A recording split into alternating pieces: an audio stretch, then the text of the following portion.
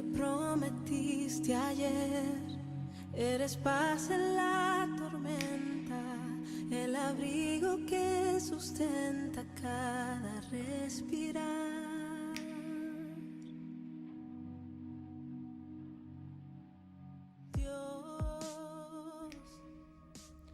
¿Estás preparado? La esperanza que Dios ofrece es la única esperanza con fundamento divino, absoluta, que conlleva la promesa de un cierto resultado inmutable. El momento de los últimos días depende de Dios, pero desde el punto de vista humano, parece que estamos en el umbral de la frontera final, escatos. No creemos que las piezas del rompecabezas puedan estar en su lugar mejor de lo que están ahora. El escenario está listo para el cumplimiento de las profecías del tiempo final, pero el momento está en manos de Dios. Él es Alfa que Omega, protos que teleios,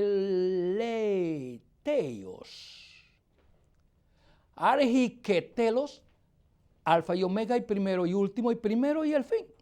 Cada uno de nosotros debe planificar su vida como si fuera a vivir muchos años más. Tenemos una responsabilidad con nuestras familias, esposos, esposas, hijos, nietos, iglesia y otra persona a nuestro alrededor. Pero también debemos vivir como si Jesús pudiera regresar en cualquier momento. Es decir, para los no cristianos, entender el enfoque equilibrado que debemos tener hacia el futuro. Los cristianos no tenemos al futuro, no lo tememos. ¿Y por qué no tememos el futuro? Porque creemos que Dios lo controla, pero al mismo tiempo no lo vemos con un optimismo desenfrenado, sino más bien una dependencia de fe.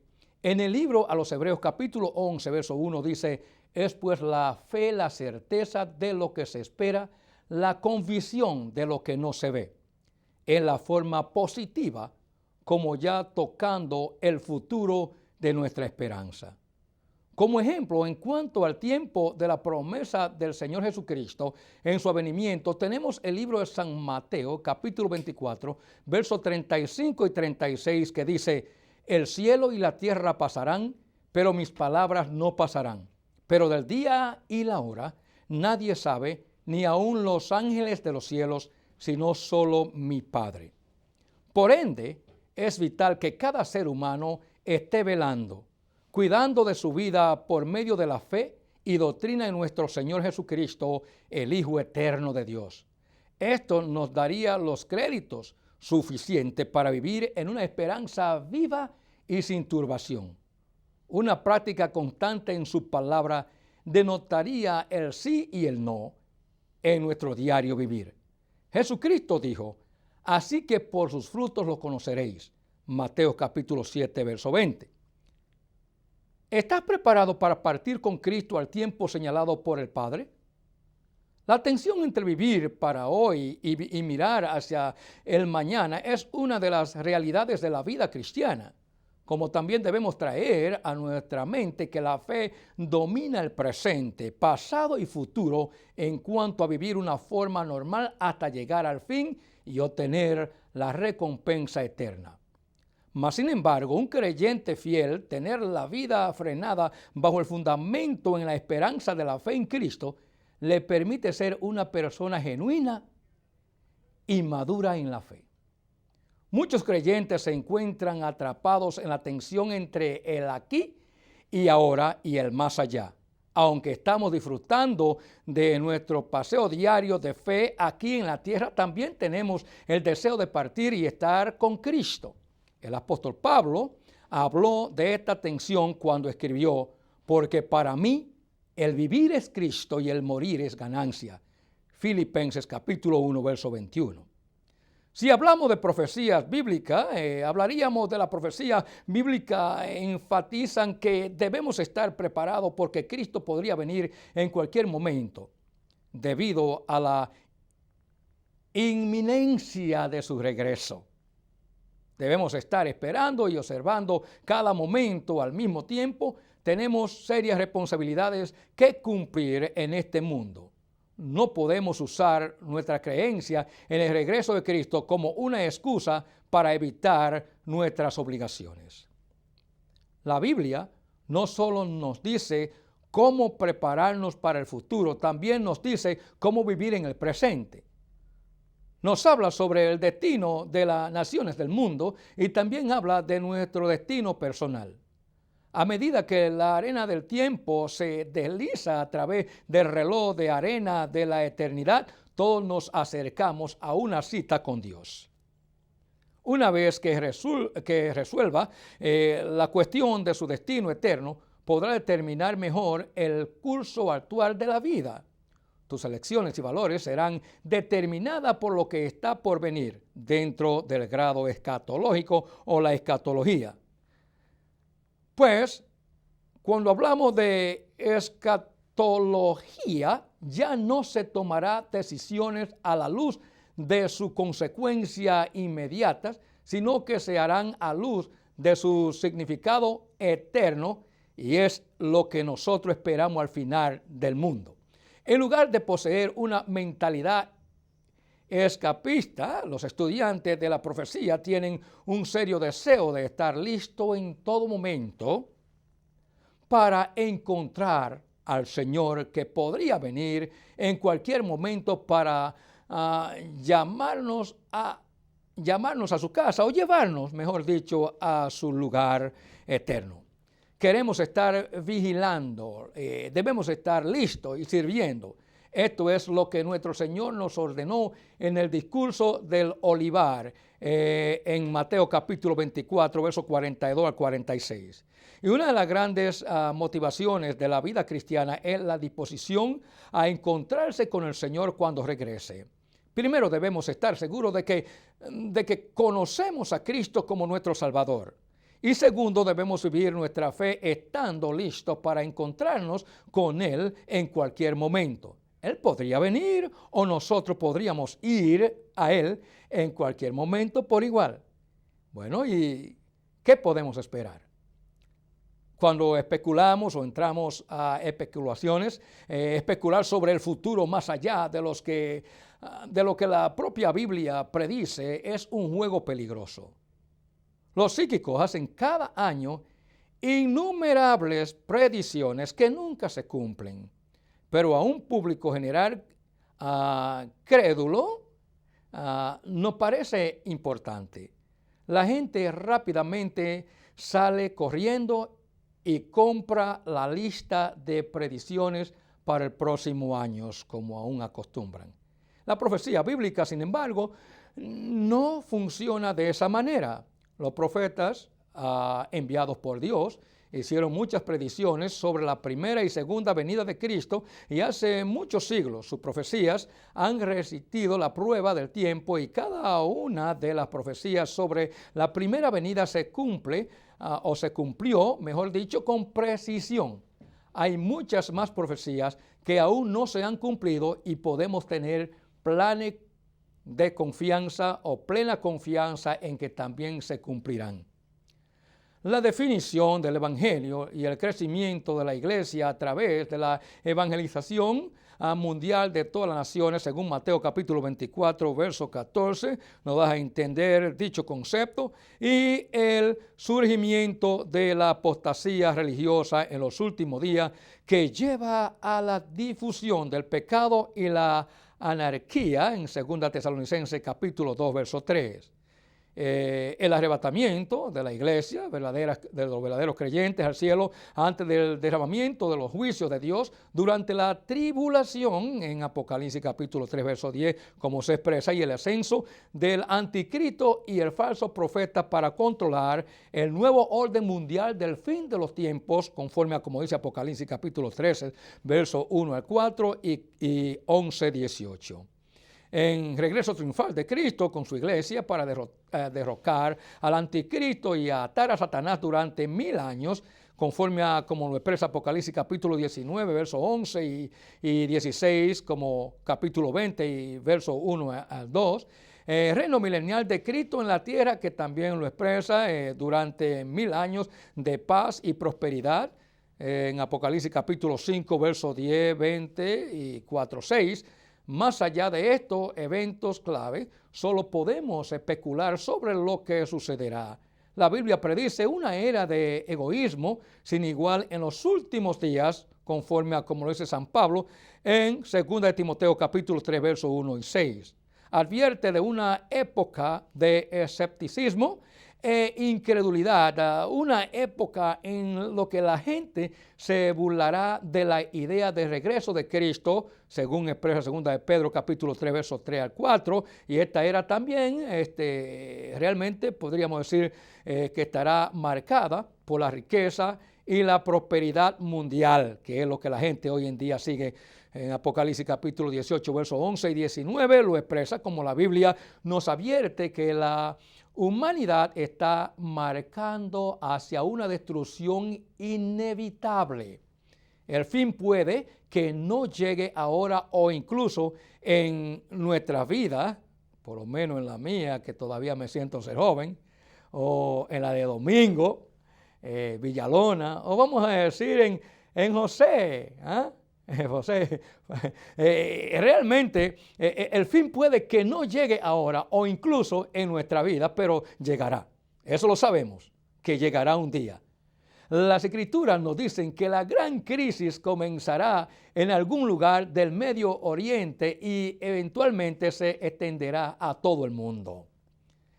El profeta Isaías advirtió de un día en que Dios juzgará a toda la tierra, según Isaías capítulo 24, y previó un tiempo en que Dios arrasa la tierra, la devasta, trastorna su superficie, etcétera. Así que la tierra será totalmente arrasada y completamente saqueada, de duelo y marchitada está la tierra. El mundo languidece y se marchita. Son consumidos los habitantes de la tierra y pocos hombres quedan en ella, según expresa Isaías capítulo 24, verso 1 al 6. No hay duda de que Isaías está hablando de la gran tribulación que culminará en la batalla del Armagedón. Él ve un mundo en el que la ira de Dios se está derramando sobre todas las naciones, según el profeta Isaías 34, 2, y los montes se derretirán, Isaías 34, 3, y todos los ejércitos de los cielos se consumirá, y los cielos se enrollarán como un pergamino, Isaías 34, 4. Que en esta parte podemos decir también que lo expresa en Segunda de Pedro capítulo 3, desde el verso 5 hasta el verso 12.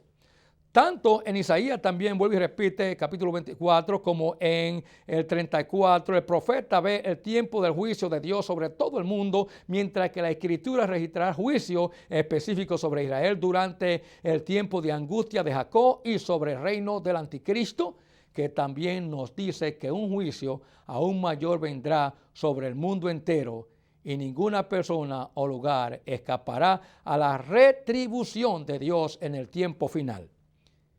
El holocausto apocalíptico será mundial y nadie podrá esconderse de lo que Dios realmente le da a entender. Así que como terminará todo, la cuestión de cómo se producirá todo esto divide a los cristianos que tienen diferentes puntos de vista escatológicos. Los pretribulacionistas, creen que Cristo raptará a la iglesia al cielo antes de la tribulación y luego regresará con su novia, que es la iglesia, al final de la tribulación, porque ya el rapto de la iglesia ha acontecido para establecer su reino en la tierra. Los y los postribulacionalistas creen que la iglesia sufrirá hasta cierto punto durante la tribulación o al final de la gran tribulación. Bueno, los amileniaristas creen que las cosas empeorarán al final de la era de la iglesia, mientras que la mayoría de la gente ve toda la era de la iglesia como un tiempo de tribulación para los creyentes. Y algunos sienten que la persecución de los cristianos empeorará en los últimos días. Los amileniaristas dicen que al final la batalla del Armagedón comenzará y Cristo volverá para juzgar al mundo y marcar el comienzo de la eternidad. Los postmileniaristas creen que la iglesia es el reino de Dios en la tierra y que es nuestra responsabilidad traer al reino mediante la predicción del evangelio y la promulgación de leyes. Bueno, valores y principios cristianos en la sociedad hasta que todo el mundo se convierta a Cristo, que es lo que se espera y se espera realmente de aquellos judíos e israelitas al final de los tiempos. Bueno, obviamente hay grandes diferencias entre cada uno de esos puntos de vista y sin embargo cada uno contiene un elemento de verdad que todos los cristianos deben recordar. Desde el pretribulacionista se nos recuerda que debemos estar preparados para la venida de Cristo en cualquier momento. Desde Smith y el posttribulacionista se nos recuerda que frecuentemente los cristianos son llamados a sufrir por Cristo. Ciertamente los creyentes del tercer mundo podrían enseñarnos mucho sobre lo que significa sufrir por Cristo. El amileniarista nos recuerda que debemos estar listos para enfrentar el juicio de Dios, mientras que es emocionante pensar en la venida de nuestro Señor Jesucristo. También debemos darnos cuenta de que su juicio también viene muy pronto, mientras que nosotros los premileniaristas, según podríamos decir, esperamos que el reino terrenal de Cristo también se debe recordar que incluso eso llegará a su fin y se funcionará con el reino eterno de Dios. El apóstol Pablo dice que se acerca el momento en que Cristo entrega el reino a Dios Padre, 1 Corintios capítulo 15, verso 24. Desde el premileniarista se nos recuerda nuestras responsabilidades cristianas con el mundo en que vivimos. Como no sabemos el momento exacto de regreso de Cristo, no nos atrevemos a sentarnos y no hacer nada más que esperar el rapto. Cristo nos ha dado órdenes específicas sobre nuestras responsabilidades con los demás y con el mundo en general. Estamos llamados a ser la sal de la tierra y la luz del mundo hasta que nuestro Señor regrese. Así lo dice Mateo capítulo 5, versos 13 al 16. ¿Y qué deberíamos nosotros entonces esperar? Porque nunca podemos estar seguros de cuándo se cumplirá el propósito de Dios para su iglesia. Esto fue aclarado a los discípulos en el momento de la ascensión de Cristo al cielo. Le preguntaron si iba a restaurar el reino a Israel en este momento. Y Jesús les dijo, no os corresponde a vosotros saber los tiempos ni las épocas que el Padre ha fijado con su propia autoridad o potestad. Hechos capítulo 1, verso 7. Dos hechos están claros en esta declaración. Primero, la fecha ha sido fijada. Y segundo, se supone que no debemos saberla porque tenemos una responsabilidad que cumplir mientras tanto. En el siguiente versículo Jesús dio la gran comisión que dijo a los discípulos que tendrían el poder del Espíritu Santo para ser sus testigos en Jerusalén, Judea, Samaria y hasta los confines de la tierra. En el verso 8, entonces, para su asombro, ascendió al cielo, dejándolos mirando fijamente al cielo. Dos hombres vestidos de blanca ropa, se llaman dos ángeles, probablemente, como se podría decir, con nuestra propia manera de pensar o realidades mental, aparecieron y preguntaron, ¿por qué estáis mirando al cielo? Este mismo Jesús que ha sido tomado de vosotros al cielo, vendrá de la misma manera, tal como le habéis visto ir al cielo. Ese verso 11. Con demasiada frecuencia, los cristianos de hoy en día son como los primeros discípulos y pasamos más tiempo mirando al cielo y especulando sobre el regreso de Cristo que sirviéndole. Y da pena esa condición nuestra. El punto de los ángeles era recordar a los discípulos que su regreso es seguro, por lo tanto no debemos perder tiempo y energía preocupándonos por cuanto así Cristo, decimos, regresará. ¿Cree que Él vendrá de nuevo en el tiempo previsto y ocuparse de sus asuntos mientras tanto? Jesús dejó instrucciones sobre lo que debemos hacer mientras esperamos su venida.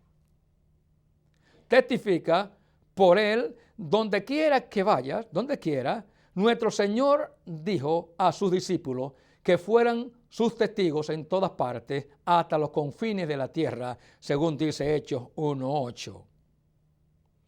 Y también Mateo 16:15 dice, id por todo el mundo y predicad el evangelio. Este mandato enfatiza la naturaleza misionera del ministerio de la iglesia durante la era actual y debemos llevar el evangelio a todo el mundo. Que en su nombre se predique también el arrepentimiento para el perdón de los pecados a todas las naciones, declaró nuestro Señor en Lucas capítulo 24, verso 47. Llamar a los hombres y mujeres al arrepentimiento, arrepentirse y creer en el evangelio, que es la doble naturaleza de la actividad evangelística. Bueno, hacer discípulos, dice, de todas las naciones, bautizándola, dijo Jesús en Mateo 28, 19, y hacer converso y discipulado en su caminar con Cristo, con Dios, en un énfasis importante de la misión de la iglesia. Y se oye muy lindo cuando se dice, ir por todo el mundo y predicar el evangelio a toda criatura. El que creyere y fuera bautizado será salvo, más el que no creyere será condenado. Así que edificar la iglesia, no temer las puertas del infierno. Jesús dijo a sus discípulos que edificaría su iglesia con tal poder que las puertas del infierno no prevalecerán contra ella. Mateo 16, 18. Normalmente actuamos como si el infierno atacara a la iglesia y tratáramos de sobrevivir. Pero recuerde, no se ataca con puertas, más bien se defiende con ellas. Jesús ilustra a la iglesia como a la ofensiva y al infierno a la defensiva. Negociar entre tanto que vengo, Lucas capítulo 19, verso 13. Jesús dijo en la parábola de los talentos, en esta parábola los sirvientes debían poner a trabajar el dinero de su amo hasta que éste regrese. De la misma manera, nosotros debemos permanecer ocupados con los asuntos del amo hasta que él regrese. Permanecer fieles hasta que él regrese. Nuestro Señor concluyó en mensaje profético en el discurso del olivar, instando a los discípulos a continuar en el servicio fiel y sabio, aunque se haya ido por mucho tiempo, podríamos aclarar, conforme al libro de Mateo, capítulo 24, versos 45 y 51, y capítulo 25, versos 14 y 21. ¿Y cómo podemos estar preparados? Esto es bien claro que usted debe de acatarse, comprender. La esperanza de la segunda venida es el mayor aliciente para que vivamos hasta que Jesús venga. El apóstol Juan dijo, permaneced en él, para que cuando se manifieste tengamos confianza y no nos apartemos de él avergonzados en su venida. Sabemos que cuando Él se manifieste, seremos semejantes a Él, porque le veremos como Él es, y todo el que tiene esta esperanza puesta en Él, se purifica así como Él es puro. Primera de Juan, capítulo 2, verso 28 y capítulo 3, versos 2 y 3. El último incentivo para vivir correctamente es el hecho de que nos enfrentaremos a nuestro Señor cuando venga de nuevo. No importa cuáles sean nuestros fallos y errores del pasado, cada uno de nosotros debe estar preparado para cuando Él venga. ¿Cómo entonces debemos vivir? Primero tienes que conocer a Jesucristo personalmente. El propósito de la primera venida de nuestro Señor fue morir como el sacrificio expiatorio por nuestros pecados. Él vino a pagar el precio por nuestros pecados para que pudiéramos ser perdonados y liberados de la pena de muerte eterna. Se le llama el Redentor porque nos ha liberado del juicio de Dios contra nuestro pecado. Pedro dijo: fuisteis redimidos con sangre preciosa, como de un cordero sin tacha y sin mancha, la sangre de Cristo, porque Él estaba preparado desde antes de la fundación del mundo, pero se ha manifestado en estos últimos tiempos por amor a vosotros, que por medio de Él sois creyentes en Dios, que le resucitó de entre los muertos y le dio gloria, de manera que vuestra fe y esperanza sea en Dios. Primera de Pedro, capítulo 1, versos 18 y 21. En segundo lugar, también podríamos decir de la necesidad que se necesita recibir como nuestro Salvador por la fe, y no podemos ganar la salvación por nuestra propia buenas obras, ni es algo que merezcamos. No, debe ser recibido como un regalo gratuito de Dios. La Biblia dice: Cristo murió por los pecados una sola vez, el justo por los injustos, para llevarnos a Dios. Primera de Pedro 3:18. El Evangelio, la buena noticia, es el mensaje de que Cristo murió por nuestros pecados y fue sepultado y resucitado, conforme a como dice Pablo en 1 Corintios capítulo 15, versos 3 y 4. La invitación del Evangelio nos llama a la fe personal en esos hechos. La Biblia dice: a todos los que le recibieron les dio el derecho de ser hijos de Dios. Juan 1:12. Hay muchas cosas que requieren nuestra atención en la vida, y hay muchas voces que nos llaman y muchas imágenes que detallan a través de la pantalla de nuestra mente. Pero no importa cuál sea nuestro enfoque en la vida, una cosa es segura: todos nosotros nos enfrentamos a la muerte en algún momento. No podemos evitarla. Todos somos vulnerables. La muerte es el gran ecualizador y no importa cuál rico o pobre, famoso o infame, feo, bonito, flaco, gordo, como sea, respetado o rechazado haya podido ser en esta vida, pues cuando te enfrenta a la muerte, te enfrenta a un juez imparcial. La Biblia nos recuerda que todos han pecado. Sí, Señor. Romanos capítulo 3, verso 23.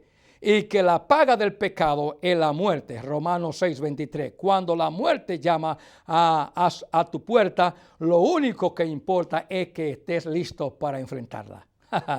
Tal vez has escuchado a la gente hablar del Armagedón, la venida de Cristo y al fin de la era, y te has dado cuenta de que no estás listo para encontrarte con Cristo cuando venga.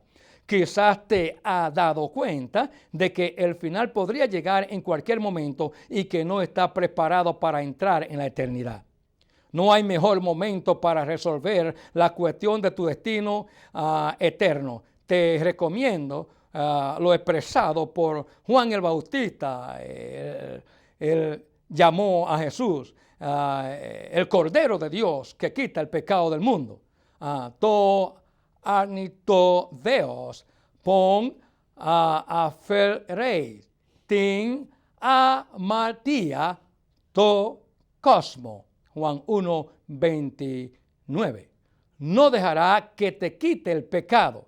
Inclina tu corazón alma y mente ante Él y pídele que te salve ahora mismo. Es posible que Jesús te diga algo semejante a lo que le dijo a la mujer que fue reprendida y acusada de adulterio. Vete y no peques más. Juan 8:11. Cuando se le pidió a Billy Graham en un popular programa de televisión que resumiera de qué se trataba su vida y su ministerio, citó Juan 3:16, porque de tal manera amó Dios al mundo, que dio a su Hijo unigénito, para que todo aquel que en Él cree no se pierda, mas tenga vida eterna. La profecía de la Biblia no fue escrita para asustarnos, fue escrita para prepararnos para venir a Cristo mientras aún hay tiempo. El reloj de la historia humana está corriendo, no se acelera ni se ralentiza, solo que haciendo tic-tac continuamente e implacablemente, acercándonos cada vez más al final de la era. Lo cerca que estamos del final solo será revelado por el tiempo mismo. No juegues con tu destino eterno. Te digo muy seguro, tu tiempo puede muy bien estarse acabando. Asegúrate de estar preparado para cuando venga Jesús, porque dentro de muy poco tiempo el que ha de venir vendrá y no tardará, según dice Hebreos 10:37. Puedo decir dos cosas en este momento para proseguir mi finalización de esta exhortación que hago. Puede ser que Cristo venga, pero si no viene puede ser que la muerte te sorprenda. Una de las dos. La cosa es estar listo para las dos. ¿Estás preparado? Bueno, finalmente nuestro tema, traigo al recuerdo el libro del Apocalipsis, capítulo 1, versos 7 y 8. He aquí que viene con las nubes y todo ojo le verá. Y lo que le traspasaron y todos los linajes de la tierra harán lamentación por él. Sí, amén. Yo soy el alfa y la omega, principio y fin, dice el Señor, el que es y que era y que ha de venir, el Todopoderoso. Y por igual Apocalipsis 22:12-14. He aquí, yo vengo pronto y mi galardón conmigo para recompensar a cada uno según sea su obra. Sí, yo soy el alfa y la omega, el principio y el fin, primero y último. Bienaventurados los que lavan sus ropas para tener derecho al árbol de la vida y para entrar por la puerta en la ciudad. Mi último consejo para ti es lo dicho en el libro a los Hebreos capítulo 10, versos 23 y 25. Mantengamos firmes sin fluctuar la profesión de nuestra esperanza, porque fiel es el que prometió. Y considerémonos unos a otros para estimarnos al amor y a las buenas obras, no dejando de congregarnos como algunos tienen por costumbre, sino exhortándonos y tanto más cuando veáis que aquel día se acerque. Que Dios te bendiga. Shalom. Eres quien dice ser, cumples lo que prometiste ayer. Eres paz en la tormenta, el abrigo que sustenta cada respirar.